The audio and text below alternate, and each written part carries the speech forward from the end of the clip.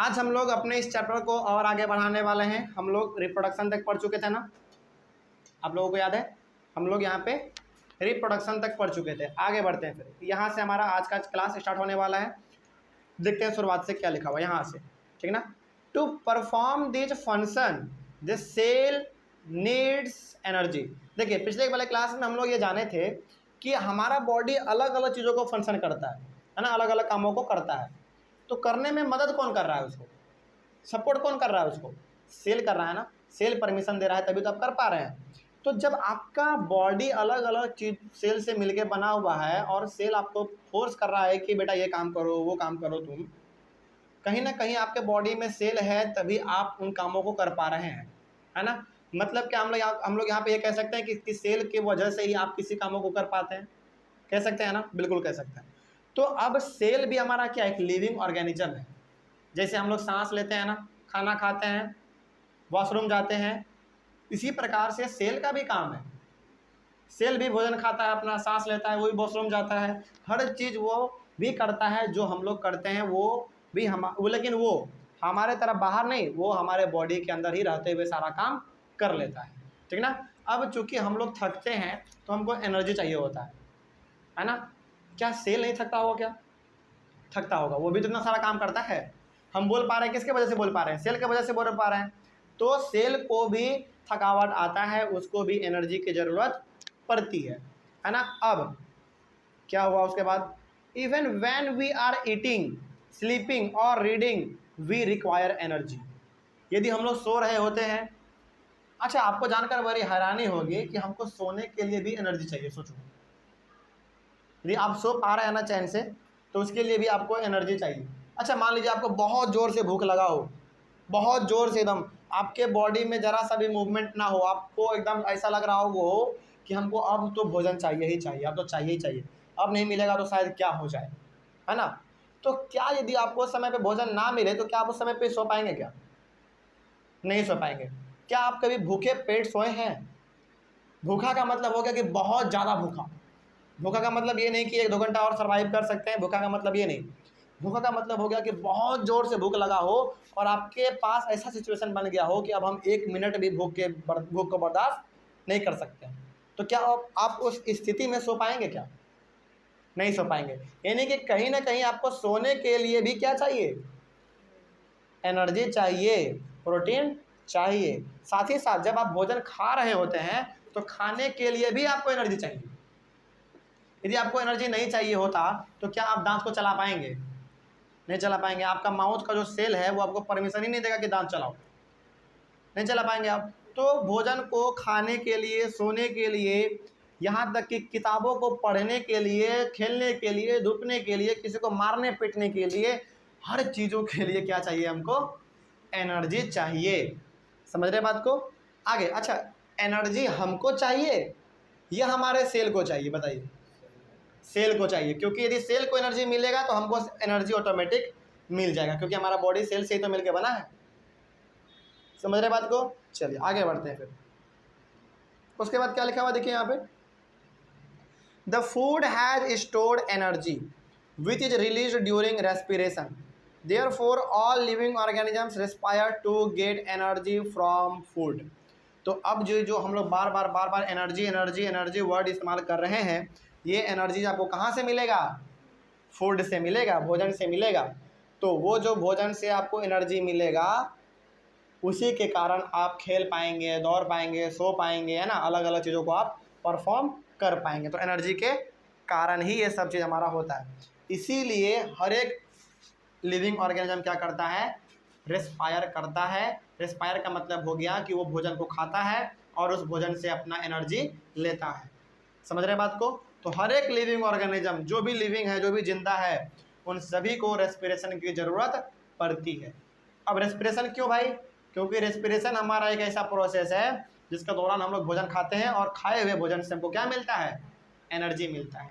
समझ रहे बात को? चलिए आगे बढ़ते हैं। फिर उसके बाद क्या लिखा हुआ देखिए यहाँ पे ध्यान से, during breathing we breathe in air, air contents oxygen. लेकिन जब हम लोग केवल और केवल सांस ले रहे होते हैं, अच्छा एक चीज़ और आपको जानकर बड़ी हैरानी होगी अच्छा, हमने पहले क्लास में आपको बताया था, पहले वाले क्लास में, यानी कि इसके पहले वाले क्लास में, कि ब्रीदिंग भी हमारा क्या है, एक रेस्पिरेशन का हिस्सा है ना, रेस्पिरेशन का एक हिस्सा है। तो क्या यदि आपके बॉडी के अंदर रेस्पिरेशन हो रहा है, यानी कि आपका भोजन वो पच के एनर्जी के रूप में बन रहा है, तो क्या उसके दौरान हमारा साइड बाय साइड ब्रीदिंग भी चल रहा है? क्या चल रहा होता है। यानी कि जब आप भोजन खा लेते हैं या फिर आप भोजन जब खा रहे होते हैं तो उस समय भी आप सांस ले रहे होते हैं। क्या आप जब भोजन खाते हैं तो सांस को रोक देते हैं क्या? नहीं, ऐसा तो नहीं होता है। हम लोग भोजन खा रहे होते हैं, हमारा भोजन पच रहा होता है, उससे हमको एनर्जी मिल रहा होता है, उसके साथ ही साथ हमारा साइड बाय साइड ब्रीदिंग भी चल रहा होता है। सांस लेना, सांस छोड़ना, सांस लेना, सांस छोड़ना चल रहा होता है। तो क्या हम लोग यहाँ से कह सकते हैं कि breathing is a part of respiration? कह सकते हैं क्या? बिल्कुल कह सकते हैं। मतलब क्या हुआ इसका मतलब ये हो गया कि हमारे बॉडी में उधर एनर्जी भी बन रहा है और साथ ही साथ हम लोग इधर सांस ले रहे हैं, सांस छोड़ रहे हैं, सांस ले रहे हैं, सांस छोड़ रहे हैं। कोई डाउट अब इसमें? तो breathing is a part of किसका? रेस्पिरेशन। समझ गए बात को? चलिए आगे बढ़ते हैं फिर। और एयर में ही हमारा क्या होता है? ऑक्सीजन होता है। एयर जो है ना हमारे अलग अलग गैसों से मिलके बना होता है। जैसे हमारे आसपास यदि एयर है, हवा है, तो वो अलग अलग गैसों से मिलके बना हुआ है। जैसे एयर में ऑक्सीजन भी है, नाइट्रोजन भी है, कार्बन डाइऑक्साइड भी है, हीलियम भी है, हाइड्रोजन भी है, अलग अलग प्रकार का गैस है। समझ रहे बात को? लेकिन हम लोग उन सभी को इस्तेमाल नहीं करते हैं, केवल और केवल हम लोग सांस लेने के लिए इस्तेमाल करते हैं किसका? ऑक्सीजन का। आगे बढ़ा जाए, चलिए आगे बढ़ते हैं फिर। उसके बाद क्या लिखा हुआ है देखिए यहाँ पे, we breathe out air which is rich in carbon dioxide. हम लोग लेते क्या है अंदर? सांस लेने के दौरान लेते क्या है बताइए? ऑक्सीजन। और छोड़ते क्या है? Carbon dioxide. तो नॉर्मल सी बात है। चलिए आगे बढ़ते हैं फिर। The air we breathe in is transported to all parts of the body and ultimately to each cell. तो जो हम लोग सांस लेते हैं, ऑक्सीजन ले रहे हैं ना, और चूंकि हमारा सेल भी क्या है? एक जिंदा चीज़ है ना, वो भी जिंदा है, वो भी खाना खाता है, वो भी खाना को पचाता है, वो भी अलग अलग चीज़ों को परफॉर्म करता है ना। तो अब ज़रा बताइए कि हम लोग जो सांस ले रहे हैं, ये सांस यानी कि ऑक्सीजन कहाँ जा रहा होगा हमारे बॉडी में? लंग्स में तो जा ही रहा है, ठीक है, लेकिन अल्टीमेटली लास्ट में ये पहुँचता कहाँ होगा? हर एक सेल तक। क्योंकि जब तक सेल के पास ऑक्सीजन नहीं पहुँचेगा तब तक आप किसी कामों को नहीं कर पाएंगे। जैसे यदि किसी इंसान को, आपने मूवी में देखा होगा, यदि किसी इंसान को मारा जाता है तो उसका गला दबाया जाता है, या फिर उसको फांसी के फंदे पे लटका के उसका गला कस दिया जाता है रस्सी से। ऐसा क्यों होता है? ऐसा इसलिए होता है क्योंकि जब आप, अच्छा एक और चीज़, हम लोग सांस कहाँ से लेते हैं? नाक से लेते हैं, और नाक से हमारा पाइप कहाँ जुड़ा हुआ है? नीचे की ओर जुड़ा हुआ है, गले से जुड़ा हुआ है, और गले से फिर हमारा हर एक सेल तक वो पाइप पहुँचा हुआ है। तो जब हम लोग सांस लेते हैं तो वो पाइप के द्वारा, बहुत ही छोटा छोटा पाइप होता है, उस पाइप के द्वारा हर एक सेल तक हमारा क्या जाता है? ऑक्सीजन जाता है। और ऑक्सीजन जाने के कारण होता क्या है? हर एक सेल ऑक्सीजन को लेता है, जिसके कारण हम लोग जिंदा रह पाते हैं। लेकिन जब आपके गले को दबा दिया जाएगा तो डायरेक्ट रूप में वो क्या कर रहा है? आपके ऑक्सीजन के पाइप को वो ब्लॉक कर रहा है, और जब वो ब्लॉक कर देगा तो आप कितना भी सांस लेंगे तो क्या वो नीचे जा पाएगा? नहीं जा पाएगा। आप इसको ऐसे समझिए, जब आप पानी, एक आपके पास पाइप होता है, उस पाइप के द्वारा आप अपने गार्डन में पानी छिड़ते हैं, पानी का छिड़काव करते हैं, लेकिन कोई ऐसा होता है जो कि पैर से पाइप को दाब देता है, तो क्या आपके तक पानी पहुंच पाता है? क्या नहीं पहुंच पाता है। तो जब पानी नहीं पहुंच पाता है तो क्या आप पानी खेतों में दे पाते हैं? नहीं दे पाते। इसका मतलब क्या हुआ? इसका मतलब ये हो गया कि उसी प्रकार जब आपके गले को दबाया जाता है तो आपके जो ऑक्सीजन का जो पाइप है उसी को ब्लॉक कर दिया जाता है, और ऑक्सीजन नीचे नहीं जा पाता है। और जब ऑक्सीजन हर एक सेल तक नहीं जा पाएगा तो वो क्या हो जाएगा? मर जाएगा। और जब हमारे बॉडी का हर एक सेल मरता है तो हम लोग मर जाते हैं, क्योंकि हमारा फंक्शन ही किसके द्वारा चल रहा है? सेल के द्वारा। तो जो कुछ भी खराबी होगा सेल के साथ होगा, और जो सेल के साथ होगा वो तो हमारे साथ होना ही है। समझ रहे बात को? कोई डाउट इसमें? चलिए तो आगे बढ़ते हैं फिर। तो यहाँ से आपने क्या समझा कि जो हम लोग सांस लेते हैं वो हम लोग नहीं ले रहे होते हैं सांस, वो सांस हमारे ऑक्सीजन के, जो हमारा, हम जो ऑक्सीजन लेते हैं वो ऑक्सीजन हमारा हर एक सेल तक जा रहा होता है, जिसके कारण हम लोग जिंदा रह पाते हैं। यदि नहीं गया तब तो फिर हम लोग मर जाते हैं, है ना। चलिए आगे बढ़ते हैं फिर, और आगे बढ़ा जाए थोड़ा सा हम लोग यहाँ पे देख देते हैं और क्या लिखा हुआ है। In the cell oxygen in the air helps in the break down of food.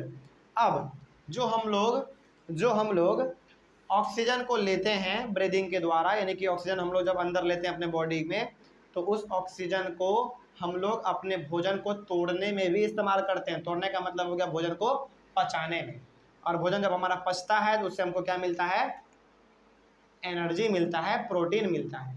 समझ में आ गया बात? कोई डाउट इसमें? कहीं पे कोई समस्या है तो पूछ लीजिए फटाक से। तो यहाँ से अभी फ़िलहाल आपने ये समझ लिया कि हम लोगों को ज़िंदा रहने के लिए एनर्जी के साथ साथ ऑक्सीजन भी चाहिए होता है। हमको नहीं चाहिए होता है, हमारे सेल को चाहिए होता है, क्योंकि यदि उसको मिल रहा है तो कहीं ना कहीं हमको भी वो चीज़ मिल रहा है, क्योंकि हमारा बॉडी भी सेल से ही तो बना हुआ है। तो वो जिंदा तो हम जिंदा, वो मर गया तो हम मर गए।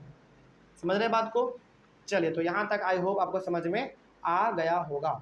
और यहाँ से आप ये भी समझ गए कि हम लोग जो भोजन लेते हैं उसका जो एनर्जी होता है वो हर एक सेल तक जाता है, हर एक सेल को एनर्जी मिल रहा है, यानी कि हमको एनर्जी मिल रहा है, तभी तो हम लोग खेल पाते हैं, दौड़ पाते हैं, धूप पाते हैं ना।